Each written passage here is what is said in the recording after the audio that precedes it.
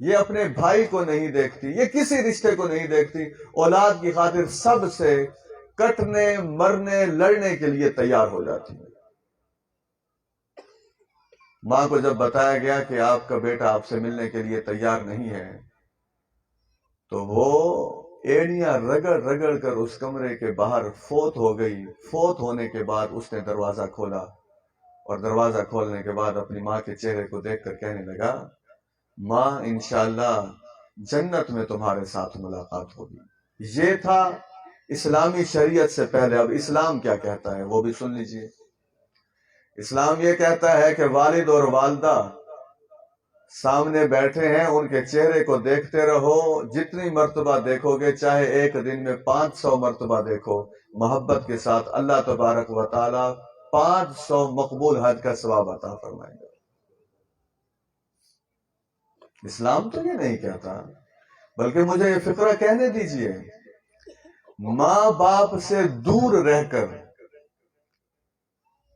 جو آدمی زندگی گزارتے، ہم تو یہ دعا کرتے ہیں اللہ کرے کہ یہی آپ کے بیٹوں کے لیے اچھے روزگار کے وسائل بن جائیں۔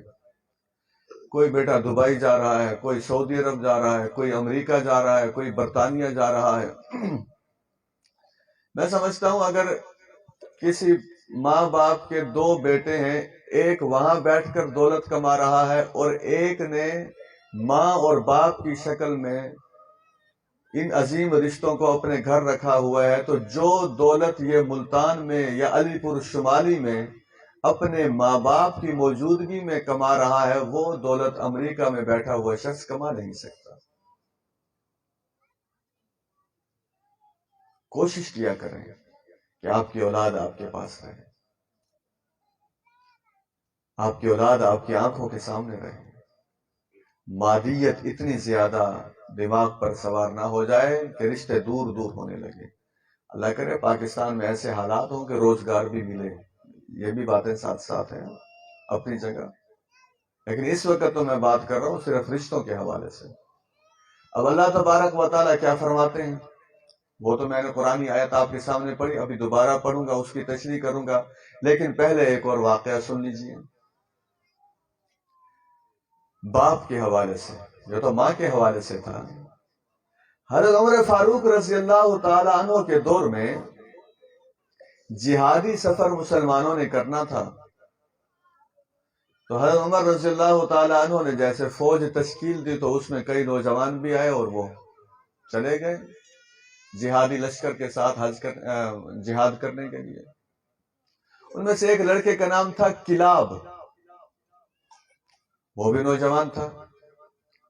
اس وقت کے نوجوانوں کو کفار سے لڑنے کا شوق تھا، آج کل کے نوجوانوں کو کفار کے بنائے ہوئے گانے، ان کی بنائی ہوئی فلمیں، ان کی بنائی ہوئی بےہودگی دیکھنے کا شوق ہے، اس لیے امت نیچے گر گئی ہے۔ امت کو اوپر اٹھانے کے لیے ان نوجوانوں کو ان چیزوں سے بچنا ہوگا، یہ ہمارا کل کا عنوان ہوگا، شرم و حیا۔ کلاب رحمت اللہ علیہ بھی اس جہادی لشکر کے ساتھ چلے گئے۔ ان کے والد کا نام تھا امیہ الکنانی، بیٹے کا نام کلاب، باپ کا نام امیہ الکنانی۔ باپ اور بیٹے میں بڑی محبت تھی۔ جس بیٹے سے یہ پوچھا جائے آپ کا بہترین دوست کون سا ہے، اگر وہ اپنے باپ کا نام دے دے تو میں سمجھتا ہوں یہ بہت اچھی بات ہے، اور اگر وہ باپ کے علاوہ کسی اور کا نام لے دیتا ہے، اس کا مطلب ہے باپ اور بیٹے میں وہ رشتہ نہیں ہے جو محبت والا رشتہ ہونا چاہیے۔ یہی معاملہ کسی بیٹی کا ہونا چاہیے۔ اس بیٹی سے پوچھا جائے کہ تمہاری بہترین سہیلی کون سی ہے، تو اس بیٹی کو اپنی والدہ کا نام لینا چاہیے۔ میں جس سے سارے اپنے جو باتیں ہیں اس کا اظہار کرتی ہوں، ساری باتیں اس کے سامنے رکھ دیتی ہوں۔ ایک بات ابھی میرے ذہن میں آ رہی ہے، پھر چلی نہ جائے، خواتین چونکہ یہاں موجود ہیں، نہ یہ حرکت کیا کریں۔ اگر آپ کی گھر کی بہو کی ماں قریب رہتی ہے، اس پر پابندی نہ لگایا کریں کہ ہفتے کے بعد جانا ہے، مہینے کے بعد جانا ہے۔ اگر بالکل قریب ہے، بعض اوقات ایک ہی گلی میں ہوتے ہیں، رشتے ہو جاتے ہیں، ایک ہی گلی میں نہیں، 2-3 گلیوں کے پیچھے فاصلہ ہوتا ہے، قطعاً یہ پابندی نہ لگایا کریں۔ آپ اپنے گھر کا کام دیکھ لیں، وہ بھی متاثر نہیں ہونا چاہیے، گھر کی گھرداری پوری ہونی چاہیے، لیکن اگر کوئی بیٹی 10 سے 15 منٹ، آدھا گھنٹہ، 1 گھنٹہ اپنی ماں اور اپنے باپ کے پاس چلی جاتی ہے تو اس میں گھر میں طوفان برپا نہیں ہونا چاہیے۔ جن گھروں میں جہالت راج کرتی ہے ان گھروں پہ جھگڑے ہوتے ہیں۔ یہ مردانگی نہیں ہے بیوی کو روک لینا، میں نہیں جانے دوں گا، میں دیکھتا ہوں کہ کیسے جاتی ہو۔ جو اس قسم کے فکرے کہتے ہیں وہ اصل میں اچھے شوہر ہیں ہی نہیں، انہیں پتہ ہی نہیں ہے نبی اکرم صلی اللہ علیہ وسلم کی زندگی کیسے تھی۔